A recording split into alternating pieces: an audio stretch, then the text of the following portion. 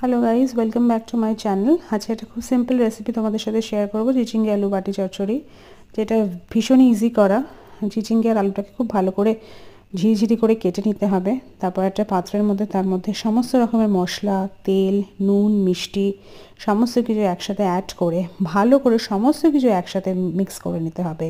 তোমরা চাইলে তার মধ্যে পেঁয়াজও দিতে পারো, নাও দিতে পারো। যারা ভেজ খাবে তারা না দিলেও কোনো অসুবিধা নেই। সমস্ত কিছু একসাথে মিক্স করে নিয়ে এবার আমরা ওটা গ্যাসে চড়িয়ে দেবো। গ্যাসে চড়িয়ে দেওয়ার পর ভালো করে একটু নাড়িয়ে টাড়িয়ে নিয়ে ঢাকা দিয়ে দেবো। এর মধ্যে জল দেওয়ার কোনো প্রয়োজন নেই, চিচিঙ্গে থেকে জল বেরোয়, তাতে এটা সেদ্ধ হয়ে যায়।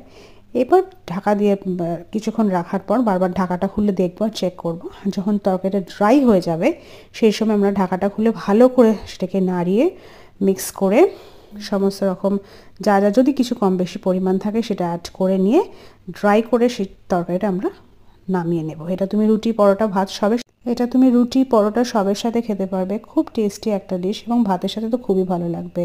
তারপর গরম গরম তরকারিটা রেডি হয়ে গেলে নামিয়ে তোমরা গরম গরম সার্ভ করবে। যদি রেসিপিটা ভালো লাগে আমার চ্যানেলটাকে সাবস্ক্রাইব করতে ভুলো না।